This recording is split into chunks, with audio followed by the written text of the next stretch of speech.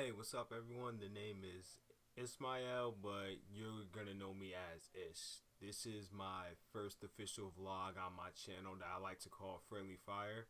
And things you should know about me first before I get into what the actual video is gonna be about. I am a very big video game fan, so most of my vlogs and stuff is gonna be about things like video games, and when I get the chance, I will also try and do other things on my channel, but the main thing you're going to see is vlogs. I am also a very big wrestling fan, as you can see what the name of the title is going to be, and that's the main thing I'm going to talk about. And I also watch a whole bunch of other sports, so when I get the chance, I'll talk about football, basketball, but I want to give you a good mindset of those are the main things I'm going to talk about. But the main thing I want to talk about right now is what the actual title is about. Sorry about that. WrestleMania 30. I am very excited, and I have the day off of work so I can enjoy the whole event straight through. Now, let's talk about my predictions of how I feel was going to happen. But before I get into that, I would like to talk about the build up to WrestleMania 30. In terms of previous WrestleManias and stuff like that of years past, I felt the build up was just very lackluster for this. It seems like the way WWE was approaching this was the main event, the match in the middle, and how we start off the show. The undercard was just completely handled terribly. It's like they were thinking of, okay, we could have Daniel Bryan maybe have his moment, crossing our fingers, but maybe Daniel Bryan can have his moment. So you got Triple H versus Daniel Bryan, maybe thrown into the main event. We don't know if he's gonna get his moment with Daniel Bryan. I don't. I'll talk about that match in depth later, but it seems like they cared mainly about building up for that, then about Lesnar versus Taker, and that just seems it. Like, where's the undercard for this? Like, one of the things that really bothered me was going into WrestleMania, we had a lot of things going for you. Like, if you guys just notice, I have a couple of notes on my phone just to keep in touch of things I want to talk about so I don't miss anything. Okay, in terms of the build up, Cody Rhodes versus Goldust. Where is that? That match has been rumored since their tag team started. Like, that's the Rhodes brothers right there. You got Cody Rhodes, you got Goldust. That's like a great match you see right there. Who is the better brother? They could just break up. Maybe Cody Rhodes goes back to heel. Maybe Goldust goes heel. But either way, it's just, where was that match on the card? The one thing that really does bother me about the build-up is that there's only 7 matches. It's a 4-hour long pay-per-view. Why are there only 7 matches on? And we have the pre-show, which is supposed to be 2 hours. This is supposed to be WrestleMania 30, the 30th anniversary of WrestleMania. Why are there only 7 matches on the card? Even with the pre-show match, that's basically 6 matches on the main card, 7 on the pre-show. And like, it just doesn't make sense. You have 4 hours to build this up. Make this monumental. Where's the undercard? Why are you only talking about the main event? It's just like, even when they were building up the main event though, you barely saw Randy Orton. He's supposed to be your WWE World Heavyweight Champion. He's barely on the show, and when he's up there, you can barely tell if he's a heel, or a face, because he was just doing whatever the hell he wants. It just seems like he was just, half the time Orton would just be up there just doing whatever the hell he wanted on the script, and that's just not how you build up a pay-per-view like this. And I just feel like they could have done it so much better. Even with Hogan, it seems like Hogan's mainly just been talking about the Andre the Giant Battle Royal, which is, I don't see that being bad either, but maybe with the build-up just could have been so much better. It's just like they're just trying to make it seem like they're going to give Daniel Bryan this big moment with the yes movement, and that's good, but at the same time, most of the people watching your product are wrestling fans. You're supposed to be building for the future. One thing happening on the show will not make up if the entire show seems like it has potential of being very boring. This is 4 hours. Say like Triple H versus Daniel Bryan starts off the show, and then from then on we have to wait all the way to the end and probably go all through this lazy stuff. Then you got Lesnar and Taker to kind of get away from all of the stuff that kind of looks like it might be boring. To have maybe Daniel Bryan's big moment. It's just, I just don't understand the logic in that. But let me actually predict what's gonna happen now. I'm gonna go through every match and just break it down. All right, first match on the card. We're gonna start with the pre-show. WWE Tag Team Championship match. The defending champs, the Usos versus Los Matadores versus Real Americans versus Ryback. I feel no matter what, there's only two logical options to this. Either the Usos, who barely been shown or really doing anything with the title since they won it. I feel they should have got their WrestleMania moment. They won it too soon because after you won it, there was no build up for it. But I feel the only teams that have a chance of winning this are the Real Americans or the Usos. Ryback has just been there. They win a match or lose a match. There's just no build up with them. They have no characters at all. It's just Ryback is huge. Curtis Axel is a grandson. That's what you get from them. Seriously, that's all you get from them. Los Matadores, I don't even know how they got thrown into this match. 3MB deserved it more than them. And I actually enjoyed 3MB a bit. They would have been more entertaining than Los Matadores, but do I think this match is going to be pretty good? Actually, I do feel it's going to not be as bad as most people think. I'll say it'll be decent, maybe like a 6 out of 10. Because I feel we'll definitely get some good spots from Cesaro, who definitely should have been in the main card. And I also believe that what happened to the breakup that looked like what was going to happen with Cesaro and Swagger, maybe they feel it's a little too early for I was about to say Swagger. Because I'm thinking of what Swagger did last year. For Cesaro to take that spot and go up really high. I can understand that, but at the same time, the amount of momentum that Cesaro has, you should want to keep this going.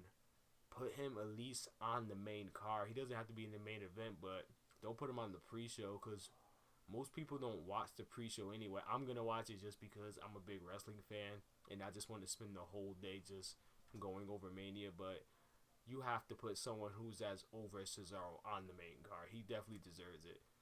Even the Tag Team Championships belt should just be on the main card in general. They could have easily found some other match. Maybe throw The Miz versus Ryder or someone on this. I don't know. But I feel either the Usos or Real Americans win. But preferably, I would like the Usos to keep the belts a little bit longer. Maybe build up with a few with somebody. And I feel that we should still get the breakup between Cesaro and Jack Swagger. Because I feel like the best option for Cesaro right now is to leave Swagger. I feel it's actually best for both of them because I just feel like they haven't really gone anywhere without a title. But if Cesaro does move on, please keep Zeb Coulter. He's just a really funny person, and I just love everything about Zeb Coulter's character. You don't really know how good Cesaro is on the mic, so I feel maybe it's the best option to keep him with Zeb Coulter. Either him or Jack Swagger has to keep Zeb Coulter, but maybe Cesaro can do the mic skills on his own. We'll see in the future.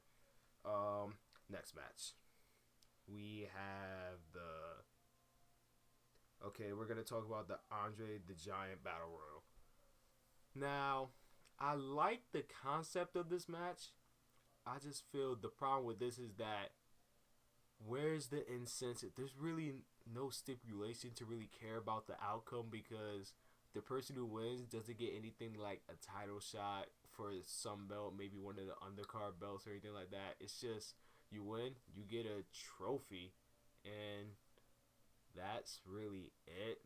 Like, no one can really get excited over something like that, just winning the trophy. But in all honesty, I'll enjoy this match off the fact that at least some people who really wouldn't have the chance of making it onto the main card, like a Justin Gabriel or a Miz or something like that, it's good to see them actually get some good television time, pay-per-view time, WWE Network main event time on the network. Like, it's good to see their faces because some people actually forget about these people, and some of these people really have worked really hard, and it's just good to actually see them on there.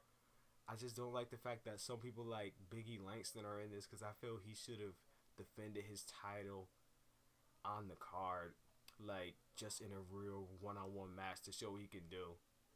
And the thing is that was going on with Sheamus and Christian when they were going at it. They could have saved that for Mania for them to have a one-on-one match, but they made them fight too early. It seems like this battle royal was thrown into the fact that we don't really have that many feuds going besides the main three, so let's just throw them in there. Let's just throw all these people who we can't find a match for on there. But people who I feel have a shot of winning: Ziggler, Sheamus. I don't know about Christian. I don't see Christian winning. But Ziggler, Sheamus, maybe Langston, and a couple of other people. No, that's not it. And there's supposedly 3 people who won't make it, who haven't been revealed yet. Not saying won't make it, who haven't been revealed yet to be in the match. I feel one of them is gonna be Rob Van Dam. Rob Van Dam's most likely coming back. I don't know who else could make it. Never know. It could be someone new returning back from who knows what. Maybe a John Morrison, something like that. I'm just throwing names out there. For all the people who gonna think of other people, don't say Punk. I know some people are actually thinking CM Punk. He's not coming back. Just let that die. But maybe a John Morrison comes back. You never know. Who knows? Maybe he got back on good terms. Maybe an injured wrestler returns back. I don't know if Rey Mysterio is still injured. I haven't seen him in a while. And I also feel Hogan. Hogan himself was going to be. If Hogan's in the match, Hogan wins. That's just set in stone. They will make Hogan just have that because the way they're doing things with Hulk Hogan, it's just kind of weird that he's not in anything at all except just kind of hosting it. It's like Hogan was there just to help get the sales right, but I think a couple people actually see Hogan get back in the ring at least one more time in WWE. He doesn't have to. Well, he kind of does have to win the match if he's in it, but it's a battle royal and there really isn't that much you win except the trophy. But Hogan, Ziggler, Sheamus, Langston, I feel they have the best chances of winning it. But I feel it'll be a good match, not a great one, but maybe a little bit better than the pre-show match. I feel this will be a little bit after maybe Daniel Bryan versus Triple H. Okay, back on to the next thing. Okay, the piss break, the Diva Battle Royal. Do I care about this match? Not at all. Do I think AJ Lee will keep the title? Yes, I do. Why? Because I feel no other diva really has done it much to deserve it besides maybe Natalya. Who do I feel could win the belt if AJ doesn't keep it? Nikki or Brie Bella, because they're Bella twins and they're dating Cena and Bryan. Naomi, because they've been building up Naomi for a while. Even though it's been lackluster, they've been building her up. And to me, it's just off the fact that for like the past 6 months, she's been giving death stares to AJ Lee. On to the next match. We have... Okay, a match I feel probably was built up the best going into WrestleMania. And a match I might be looking forward to more than some people think if you know who I am and like follow me on Twitter and stuff like that. Cena versus Wyatt. The build-up for this has been pretty amazing, actually. Wyatt is arguably the second most over person in the company right now, next to Daniel Bryan, because WWE really has just built up Bray Wyatt to be such a devastating force and a great monster. His character is amazing. Remind me a little bit of Mankind a bit. And I just love everything they're doing with Bray Wyatt. And even though I know some people are kind of hard on Cena, when the time comes to Cena really to put on a great match, he can do it. Especially against an opponent who is really great in the ring. And I feel Wyatt is really great in the ring because he has really showed it against Daniel Bryan this year, and against the Shield. We know Bray Wyatt can wrestle really well in the ring, and he has just done amazing promos and stuff like that. And just with all the momentum going, I'm going out on a limb right here. I don't know if other people will agree with me or anyone at all will agree with me. Bray Wyatt will beat Cena clean at WrestleMania for one reason only. If Bray Wyatt loses this match, his entire momentum is destroyed no matter what. If he beats Cena clean, this shows that he is a big time player in WWE and they have the utmost confidence in him. He needs to beat Cena clean in this match, and he will. Cena gains nothing from winning this match. If Cena were to retire right now, first ballot Hall of Famer. Just off the fact that how big WWE has made him. Giving him all these belts, stuff like that. Wyatt needs this match more than Cena. And he will get it because he deserves it. If he doesn't win this, it's going to be so hard for anyone to care about Bray Wyatt anymore. And that would just be stupid in the part of WWE. And Wyatt will win because he has to. Alright, next match on the card. We have a match that should have been so much better. Kane and the New Age Outlaws against the Shield. Now, there's a couple things I don't like about this. It seems like the way things were going, they were getting ready to break up the Shield. And then it seems like WWE and the creative staff are like, hey, Kane doesn't have a match, but he should. New Age Outlaws don't have a match, but they should because they've been around a while. So it was like, we already had the Wyatts versus the Shield. Let's just make the Shield go after them. But it just feels so forced and rushed. Like, out of nowhere, the Shield just became a babyface for kind of no reason. And now they're just going to get... It just seemed like such a forced match. Do I feel something will happen in the end of the match? Like, maybe the Shield might hint at them going back to their old ways of maybe breaking up or something like that. I feel we might. Maybe kind of looks from Roman Reigns with Dean Ambrose and stuff like that. Kind of like how it was before. But if anything, I will not be surprised on the Monday after WrestleMania that they might go back to actually doing something with them again, unless they feel like bringing up the Ascension from NXT, which I don't believe in yet. I don't believe they're going to do that this early. But with the Shield, it's just so many things could happen. They could have saved Wyatt versus Shield and stuff like that. It just seemed like everything with the Shield was so rushed going into WrestleMania. And that's just stupid on their part. They deserve better than this, especially with the big year they've been having. Like, ever since they stepped into WWE, they've just been one of the best tag teams we've seen in a long time. Them and the Wyatts. And they just deserve way more than this.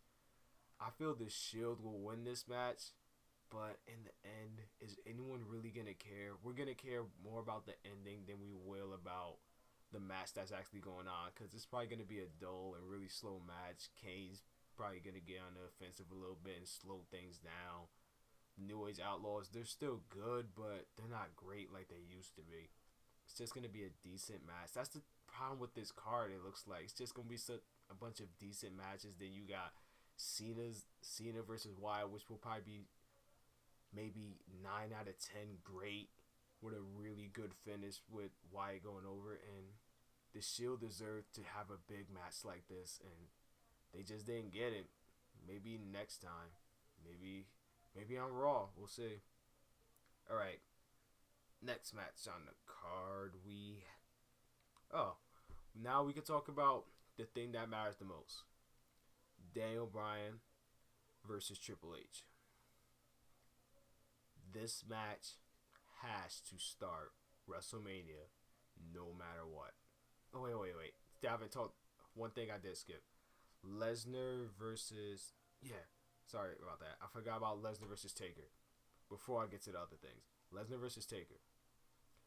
This is going to be, in my opinion, the best match of the entire night.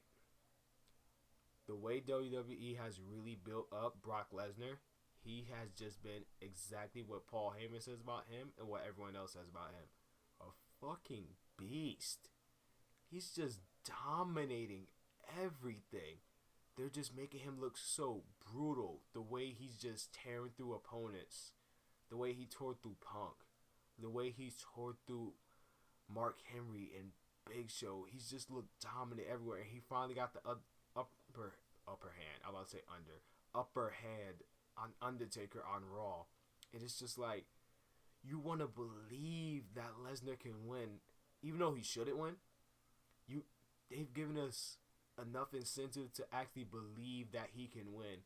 Except it's a lot better than when he fought Triple H, where it's basically like, yeah, I didn't get up after our second match, but I won, so let's fight again, which was kind of really bad for a build-up for a match like that. Even though I thought the match between Triple H and Undertaker, I think it was 2 years ago. Yeah, 2 years ago. It was pretty good. I just felt the build-up was really bad. The build-up for this match has been really good though with Undertaker and Lesnar, especially with Paul Heyman. Paul Heyman has really been the thing that's helped us out a lot. And I feel this will just be a really great match. Of course, Undertaker's going to go over because he just shouldn't lose.